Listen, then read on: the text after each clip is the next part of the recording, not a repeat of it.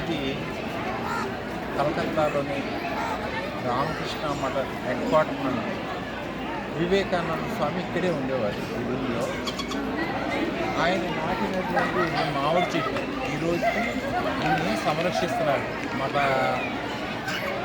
కాదు. ఇది వివేకానంద స్వామి వారు నాటినటువంటి మామిడి చెట్టు అన్నమాట. ఆయన భోజనం చేసిన తర్వాత ఇక్కడే చేయబడుతున్నారు.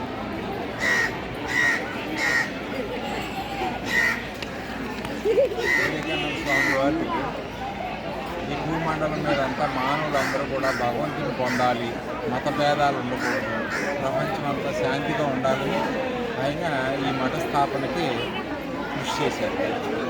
ఈ మఠాన్ని రోజు వేలాది మంది దర్శిస్తూ ఉంటారు. అలాగే 100 సంవత్సరాలు పైగా వేలాది మంది సాధువులు బ్రహ్మచారులు ఇక్కడ తపస్సు చేశారు. పరమ పవిత్రమైన చోటు ఈ వేలూరు మఠం.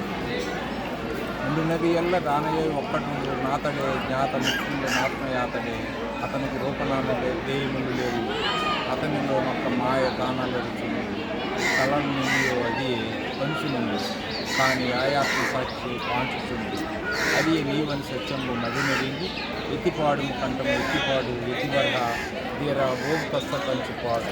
ఇది స్వామి వివేకానంద వారి అమెరికాలో మొత్తం ఆధ్యాత్మిక రహస్యాలన్నీ కలిసి ఒక 12 పద్యాల కింద రాశారు. అందులో 4వ పద్యం ఇది. ఈ సృష్టి అంతా భగవంతుడి తప్ప మరేమీ లేదు. మీకు ఒక భగవంతుడు